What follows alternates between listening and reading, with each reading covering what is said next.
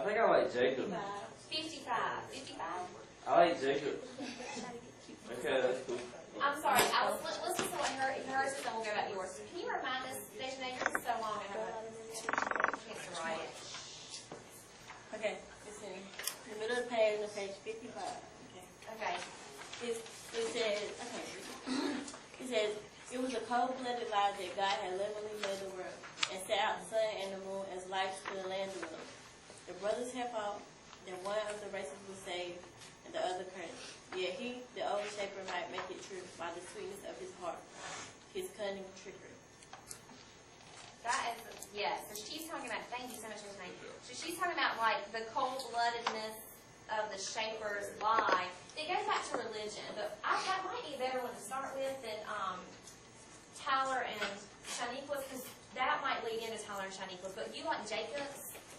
Yeah. Also, let me see what Jacob says. Evaluate the connection between Grendel and Ben. That goes in with Dejanay's question, because she's talking about the connection a little bit.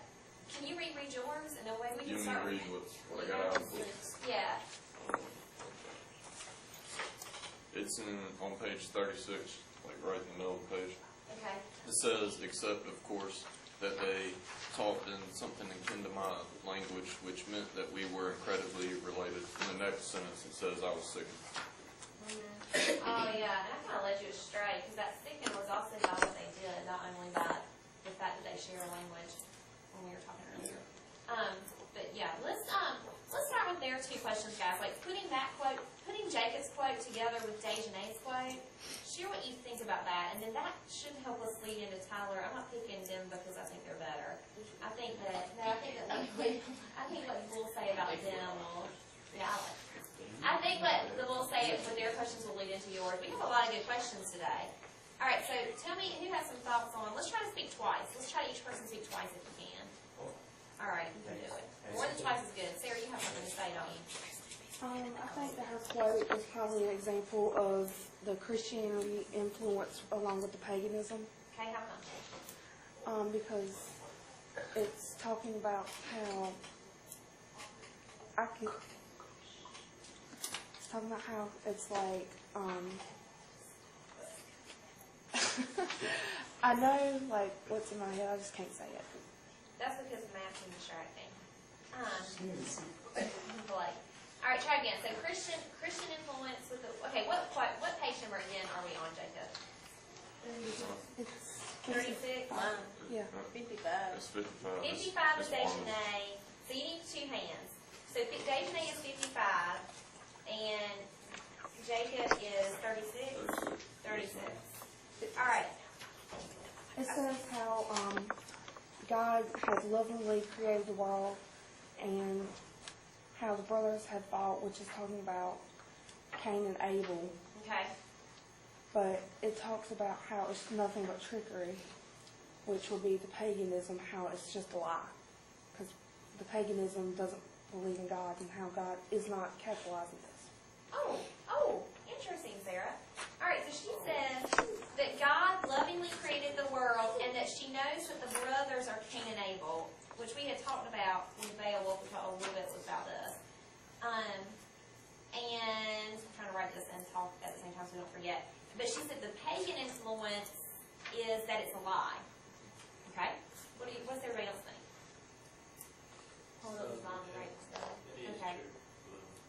I'm trying to write it for you too, Devin. So it says instead of saying that God, it says that a God. Instead of that God. Yeah. Oh, Chris. Right here. Chris, that's nice. So he's on 55. This is Dejanay's quote still. And it says, no, thank you for this good discussion. Chris notices that it says a God, not God with a capital G. Because it has all the idols. They have lots of different gods. Right, so he notices that part would be more pagan than Christian, if it's talking about a God. Or at least Grendel's not sure what's right. Okay? Alright, what else, guys? What do you think? At one point, he did think. What was that other page where he was talking about it?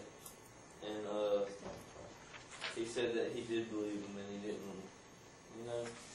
That other page where he said he did believe them? Yeah. Oh, like he did want to believe their songs. No. Yeah, the one where he said that the Grendel were cursed or whatever. Where is that, you guys? You know, talk about Grendel being the cursed race. I think it's in the 4th chapter. And I think that It's the Oh, it is. the Shaper sings about it. And he says he did halfway want to believe it, even though it meant he was the cursed race. 51. Thanks, guys. 51, middle of the page. Thanks, Benjamin. It's actually chapter 4. 51, middle of the page. Okay, and so she's at the middle of the page where it says, Grendel was the dark side, he said in effect, the terrible race God cursed. And that's a capital G. So there's some Christian influence, right? Which is kind of interesting because, I hadn't thought about this before, but until Chris brought it up. But you know, in Beowulf we see Christian and pagan influences, and we're kind of seeing it in this too. I mean, Cain and Abel is clearly Christian, but they worship different gods, which is pagan. So you're going to see them both in this book as well. But he says, and I believed him, such was the power of the Shaper's heart. And what were you going to say about that, Blake? I was just saying that, he believed it both ways, really. Why do you think He that didn't is? believe it, and I guess in this situation it was just because the Shaper, everybody believed the Shaper because of his music and everything. Like it's easy to get sucked in. Yeah. Do you think that happens to us today? It's easy to get sucked into something that sounds good? Yes. Yeah. Temptation is In Christianity, generally, the influence of darkness and light is the difference between the devil and God. And he's saying that he's the darkness, which will mean he's pretty much representing that he's the devil in the book. Okay, good. Good thought. So she notices that that dark versus light usually is a symbol for good versus evil, and Grendel is kind of the evil side, is what they're noticing. Do you think he's the evil side? Oh, no, because, he could have been, he tried to be nice to him. Physically, yes. Mentally, no. And Blake knows he tried to be nice to him. And he came out saying mercy and peace or whatever. And they thought that he had killed that guy, so they tried to kill him too. So. Okay, When you so, say friend, so, doesn't he say that? That he's a friend? Yeah, take some of my knees, call him friend. What do y'all think of that in light of kind of what we're reading? he goes up and they reject him. Yeah, like, we're trying to decide, is Grendel really the cursed race? Is he really that dark side? That's what the men have decided he is. That's what they see him as. I don't They think judge it him is. both by his coat. I think he's misunderstood. Right here? That's where it is. That's what we're doing. This is it, shiny book. Go to page 51. You see it at the bottom? This is where he's talking to the Michal. So just, what do you say? You have been waiting patiently. So we're going to come back to those other questions. But he's, okay, what is he carrying on his hand when he walks into the Michal? That corpse of the dead guy. Did he kill that guy? No. Okay, so if you're talking about dark and light sides, and you would say darkness is evil, they'd be responsible for killing, right? Like Cain was responsible for killing Abel, right? Good? Okay. So then you would say the evil would be what killed that man. Doesn't that make sense, right? To draw that conclusion. So who killed him? Who killed the man? Evil. One of the other men, people, right? Okay, so there's one instance, like one example where, and at this point, is Grendel killing men? No. No, what is he killing? Cows, animals, for what purpose? To eat, right? Yeah, why are men killing other men? To eat? To take money. No, To gain power. Yeah. Is it the same motive? No. Which one is the better motive? One is trying to survive, and the other is just doing it to show how strong they are. Right, one is to show survival, like he's hungry, and the other is to show power. Power would be the less noble motive, right? Okay, so in just that situation with the man, who would be the dark force, probably? Man. The men. Then, yes, sir. I have a question, like on the bottom of page 53, Uh-huh. it says the Shaper may yet improve men's minds, bring peace to the miserable days, but they were new. I knew and I was glad, no denying it, let them wander the full grass of hell. Uh-huh. I mean, like, so you think it might be good? 'Cause he says they're going to hell. Oh, good They point. kill. So you're saying, like in this incident, you're saying Grendel is the evilness because he wants them to go to hell. I mean, saying he's good because he thinks that just because they kill a lot of people and they hear him usually, they might be good, but yet they still kill people, and he thinks they're doomed. Yeah, and like, go ahead. The Shaper's making it sound like what they're doing is right, where it's not. When it's not And right. he's saying that they feel like they're bringing peace to the Danes, but Grendel's saying they're still doomed, they're gonna walk the fire to death. Like he doesn't see that what they're doing is good. Like he can't see it, and he's kind of seeing clearly. What are you gonna say, Josh? Where does it say Aegon? Like we were talking about earlier, it says Aegon. Page 55. Thank you, Sarah. And who was saying it? Like, was it the Thames or was it Grendel? It was Grendel. Like Grendel's fault? Well, it's Grendel. It's kind of Grendel, but he's interpreting what the Shaper said. Okay. So is it saying that they have Aegon, or is it like, He's talking about, he says it's a lie that a God created the world and that two brothers fought for power. so basically he's Christian?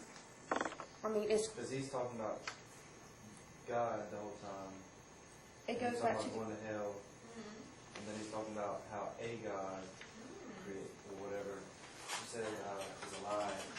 So if he's Christian, Well- why is he? How is he that? it's almost like he's got an inner battle for his religion. Yeah. I'm gonna let y'all try this. I'm gonna sit back for a second. I'm He's confused. having a What question. did you Where are you say confused, Chris? between Josh and what did you say about the Aegon? What did you say about that? He said that it was a lie that a God, whatever So he she believes said, it's the God. Oh, so he believes that it he is. believes in like God, Christian faith, and if he's a Christian, how is he an evil person? Okay, what do you think, Sarah? What did you have more to say? It's like he's got the inner battle of like his own religion because he bounces back and forth from like saying that God is almighty, they're going to hell for what they've done, to saying that God has done this to me, why has he done this to me, he's cursed me. So, I mean, he's like, it seems like he's confused with what to believe with religion. So you're saying he's not sure. We'll come back to that maybe. What's not even like Just because he said God cursed him, I don't think that means he's like, don't believe in him. I think he just wanted to know, he still believes in God and want to know why God did that. That's kind of what Josh is saying. It's like, just asking, not questioning him, but just wanting to know his spirit. Not understand, oh, I don't believe in him because That's kind of what Josh is saying. What do you think, Christy? he doesn't, it's like he doesn't know what to believe because he hears this and he knows what he says to himself. He doesn't exactly know what to believe. And I was going to say what Shaniqua said, it's not that he doesn't believe. It's like a child. If they're a foster child, they know that the parents have raised them. If they're good parents, they're good parents. But it's like something deep down on the inside that they want to know exactly who their biological parents are. It's not that they don't love the parents that took care of them, but they just want to know. It's not that he doesn't believe. He wants to understand better. So you're kind of with Sarah a little bit that like maybe he has a basis where he thinks he knows what's going on, but he's searching. Yeah. What do you think? Did you have I something to say? disagree. And Devin, did you have something to say? Yeah, Jump but in. Shaniqua kind of, like, she kind of already said what I was going to say about the whole, like, doubting it.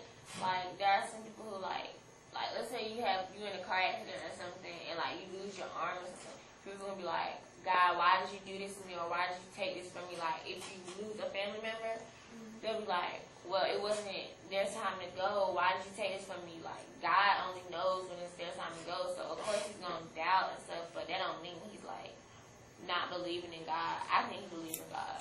Yeah. You think he does? Well, I think it's interesting. I think kind of what Sarah says.